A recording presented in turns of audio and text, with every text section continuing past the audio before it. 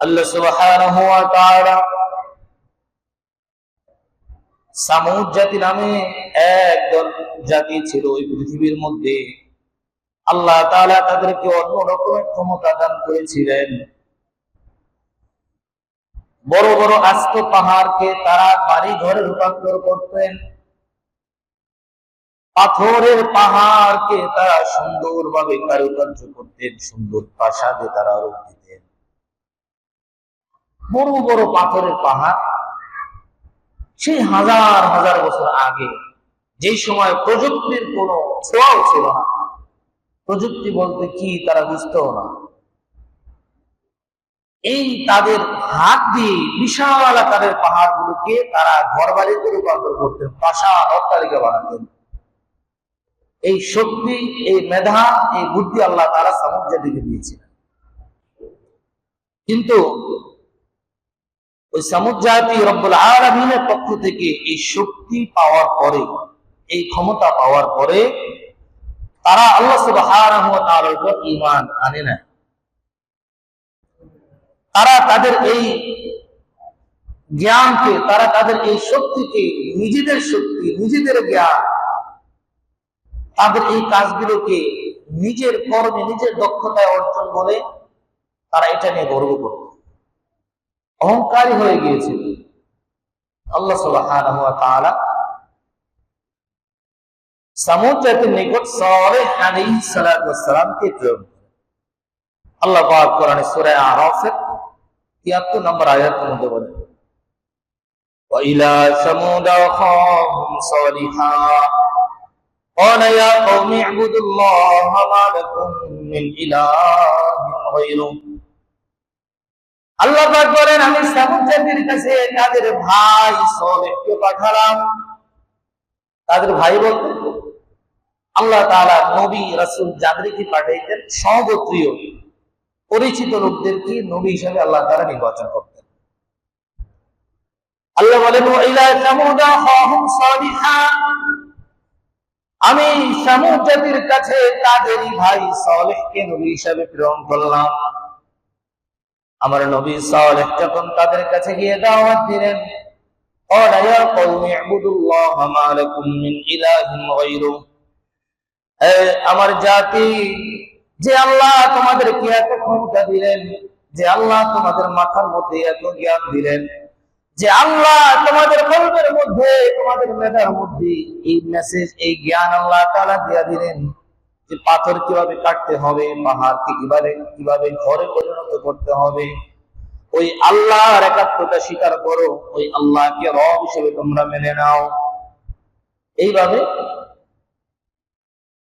হযরত সালেহ আলাইহিস সালাতু ওয়াস সালাম তার সামুদ জাতি, তার কওমকে তিনি দাওয়াত দিলেন।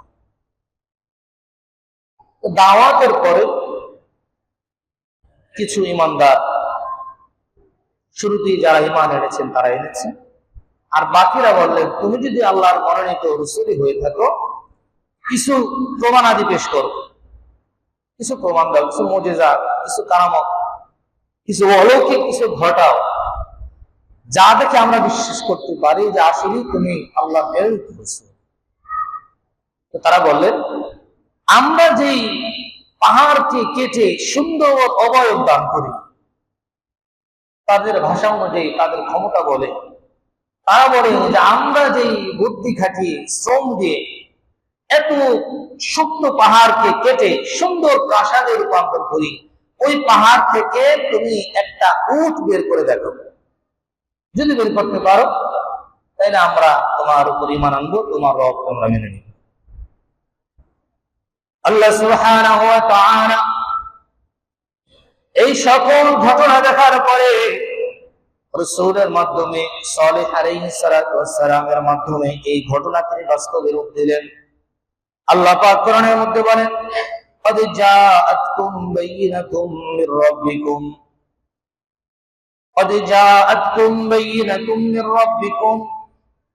সালেহ আলাইহিস সালাতু ওয়াস সালাম বলেন, হে আমার জাতি, তোমরা আমার কাছে চেয়েছিলে পাথরের মধ্য থেকে, পাহাড় থেকে উট বের করার জন্য, যাও আমি এই প্রতিশ্রুতি পূর্ণ করলাম। ক্বাদ জাআতকুম বাইয়িনাতুম মির রাব্বিকুম, আল্লাহ তাআলার হুকুমে ওই পাথর থেকে আল্লাহ তাআলা একটা জলজ্যান্ত উট বের করে দিলেন। সুবহানাল্লাহ। এবার রাসূল সতর্ক করলেন, হাযিহি নাকাতুল্লাহি লাকুম আয়াতান ফাদরুহা তাকুল ফি আরদিল্লাহ ওয়া লা তামাসসুহা বিসুইন ফায়াখুযাকুম আযাবুন আলীম। আমার সম্প্রদায়, এই যে উট দেখছো, এটা হলো নাকাতুল্লাহ, রব্বুল আলামিনের উট। এটা হলো আল্লাহ তাআলার নিদর্শন। এই উট সম্পর্কে রব্বুল আলামিন যে ফরমান দিবেন, ওই ফরমানের বাইরে চলা যাবে না। যদি ফরমানের বাইরে চলো, ফায়াখুযাকুম আযাবুন আলীম, যন্ত্রণাদায়ক আযাব তোমাদেরকে পাকড়াও করবে। এই উটের জন্য নির্ধারিত নালা, এই নালা থেকে এই উট পানি পান করবে। তোমরা তোমাদের জায়গা থেকে পানি পান করবে। এই উটকে তোমরা স্বাধীনভাবে ছেড়ে দিবে। এই উট তার মতো ইচ্ছা মতো ঘোরাফেরা করবে, ঘাস খাবে, তৃণলতা বপন করবে। এইভাবে তিনি তার সম্প্রদায়কে বললেন। আর প্রতিশ্রুতি অনুযায়ী তোমরা বলেছিলে যে যদি আমি মুজিজা প্রদর্শন করতে পারি, আমার উপর ঈমান আনো, এবার ঈমান আনো, তোমাদের প্রতিশ্রুতি রক্ষা করো। তো দেখেন, এরপরেই তারা অহংকারে প্রকাশ করেছে। এই অহংকারের কারণে আল্লাহ তাআলা তাদেরকে খুব কঠিন শাস্তি দিয়েছে। হযরত সালেহ আলাইহিস সালাতু ওয়াস সালাম যখন সম্প্রদায়কে বললেন, তোমরা আমার কাছে এই পাথর থেকে উট বের করার জন্য আবদার করেছিলে, আমি রব্বুল আলামিনের হুকুমে বের করলাম। এবার তোমরা তোমাদের প্রতিশ্রুতি রক্ষা করো। এবার তাদের নেতারা উত্তর দিল, قال الملأ الذين استكبروا من قومه للذين استضعفوا لمن آمن منهم أتعلمون أن صالحا مرسل من ربه। আল্লাহ বলেন যে তারা বলতে লাগলো, قال الملأ الذين استكبروا من قومه, ওই সম্প্রদায়ের যারা নেতা ছিলেন, বড় দাম্ভিকতা নিয়ে তারা বলতে লাগলেন, ওই সমস্ত লোকদেরকে যারা প্রথমেই হযরত সালেহের উপর ঈমান এনেছে, তারা জিজ্ঞাসা করতে লাগলো, আতা'লামুনা আন্না সালিহান মুরসালুন মির রাব্বি, তোমরা কি এই কথা বিশ্বাস করো যে সালেহ আল্লাহর পক্ষ থেকে একজন রাসূল? তোমরা কি এই কথা মানো, বিশ্বাস করো? তারা তো ঈমান আনলই না। রাসূলের প্রতিশ্রুতি বাস্তবায়নের পরেও, নবী সালেহ আলাইহিস সালাতু ওয়াস সালামের প্রতিশ্রুতি বাস্তবায়নের পরেও তারা ঈমানটা আনলই না। বরং যারা ঈমান এনেছে তাদেরকে বলল যে আমাদের তো বিশ্বাস হয় না, তোমরা তো এই কথা বিশ্বাস করো। ঈমানদারদের সোজা সাপটা উত্তর, তারা বলতে লাগলেন, ক্বালু ইন্না বিমা উরসিলা বিহি মুমিনুন, অবশ্যই আমরা বিশ্বাস করি। নবী যদি আমাদের কাছে কোনো মুজিজা না আনতেন, এরপরও আমরা নবীকে নবী হিসেবে মানতাম, আল্লাহ তাআলাকে রব হিসেবে মানতাম। কিন্তু তোমরা কপাল পোড়া, নবীকে নবী হিসেবে মানো না। এত স্পষ্ট মুজিজা দেখার পরেও তোমরা নবীকে নবী হিসেবে মানলে না, আল্লাহ তাআলার প্রতি তোমরা ঈমান আনলে না। এবার ওই নেতারা বলতে লাগলো, ক্বালাল্লাযীনা ইসতাকবারু ইন্না বিল্লাযী আমানতুম বিহি কাফিরুন, হে বিশ্বাসীরা, তোমরা যারা সালেহকে বিশ্বাস করলে, জেনে নাও আমরা তো সালেহকে বিশ্বাস করলামই না, প্রকাশ্যে আমরা ঘোষণা দিলাম সালেহের উপর আমরা ঈমান আনলাম না, আমরা তার উপর অবিশ্বাস করলাম। নাউজুবিল্লাহ। এত বড় মুজিজা দেখানোর পরে অহংকার বশত আল্লাহ বলেন, ক্বালাল্লাযীনা ইসতাকবারু, মালাকুল্লাযীনা ইসতাকবারু, ইস্তিকবার অর্থাৎ তারা অহংকার বশত এই কথা বলেছে। তারা কি করলো? নবী আলাইহিস সালাতু ওয়াস সালাম তাদেরকে বলেছিলেন যে উট থেকে সাবধান, উটের কাছে যাওয়া যাবে না, উটকে তোমরা স্বাধীনভাবে ছেড়ে দাও। কিন্তু তারা রাসূলের প্রতি, নবীর প্রতি ঈমান তো আনলেনই না, বরং কোরআনের মধ্যে আল্লাহ তাআলা বলেন, ফাআকারুন্না নাকাতা ওয়া আতাউ আন আমরি রাব্বিহিম, ওই সামুদ জাতি তারা তো রাসূল নবীর প্রতি ঈমান আনলই না, অন্যদিকে তারা ওই উটটিটাকে হত্যা করে দিল। নাউজুবিল্লাহ। ফাআকারুন্না নাকাতা ওয়া আতাউ আন আমরি রাব্বিহিম, তারা রব্বুল আলামিনের সাথে, রব্বুল আলামিনের নাফরমানিতে লিপ্ত হয়ে গেল। আল্লাহ তাআলার পক্ষ থেকে নির্দেশনা ছিল উটকে হেফাজত করার, উল্টো তারা উটকে হত্যা করবে। আল্লাহ বলেন وقالوا يا صالح ائتنا بما تعدنا إن كنت من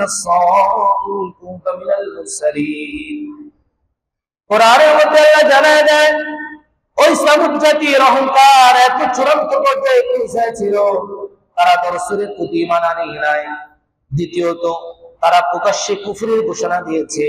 3 নম্বরে তারা বলতে লাগলো, চ্যালেঞ্জ করলো, ক্বালু ইয়া সালিহ, হে সালিহ, ইতিনা বিমা তাইদুনা, তুমি যে আযাবের কথা আমাদের সামনে ঘোষণা করলে, যে আমরা যদি উটকে হেফাজত না করি, আমরা যদি ঈমান না আনি, তাইলে কঠিন আযাব আমাদের কাছে আসবে।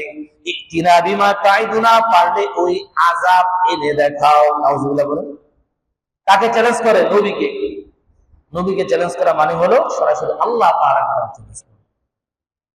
ইন কুনতা মিনাল মুরসালিন, যদি তুমি আসলেই নবী রাসূল হয়ে থাকো, তাহলে যেই শাস্তির ব্যাপারে ওয়াদা করলে ওই শাস্তি এনে দেখাও। আল্লাহ তাআলা আর সহ্য করবেন।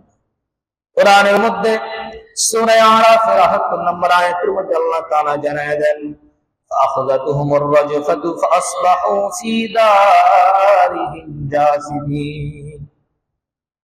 ওই সামুদ জাতি যখন নবী সালেহকে চ্যালেঞ্জ করলেন, নবী সালেহকে চ্যালেঞ্জ করার সাথে সাথে তাদের চ্যালেঞ্জটা আল্লাহ তাআলা গ্রহণ করলেন। আল্লাহ তাআলা তাদেরকে আর কোনো অবকাশ দেন নাই। আল্লাহ তাআলা জানায় দেন, فأخذتهم الرجفة, আমি তাদের কাছে এমন এক ভয়াবহ ভূমিকম্প পাঠালাম, এমন এক ভূকম্প তাদের কাছে প্রেরণ করলাম, তাদের এত শক্তিশালী পাথরের পাশাগুলো থরথর করে কাঁপতে লাগলো, বিকট আওয়াজ তৈরি হলো, সমস্ত মানুষগুলো সাথে সাথে মৃত্যুবরণ করলো। আসবাহু ফি দারিহিম জাসিমিন, এই মানুষগুলো মৃত অবস্থায় উপর হয়ে তাদের ঘরের মধ্যে পড়ে রইল। নাউজুবিল্লাহ। এত শক্তিশালী সম্প্রদায়, এত জ্ঞানী সম্প্রদায়, যারা আস্ত পাথরের পাহাড় কেটে এত বড় নির্মাণ করতেন, প্রাসাদ নির্মাণ করতেন, আল্লাহ তাআলার প্রতি ঈমান না আনার কারণে, আল্লাহ তাআলার সাথে আল্লাহ তাআলার হুকুমের সামনে অহংকার প্রদর্শনের কারণে আল্লাহ তাআলা তাদেরকে সামান্য এক মুহূর্তের মধ্যে তাদের সকলকে ধ্বংস করে দিয়েছে। আর যারা সালেহ আলাইহিস সালাতু ওয়াস সালাম ঈমান এনেছিল, আল্লাহ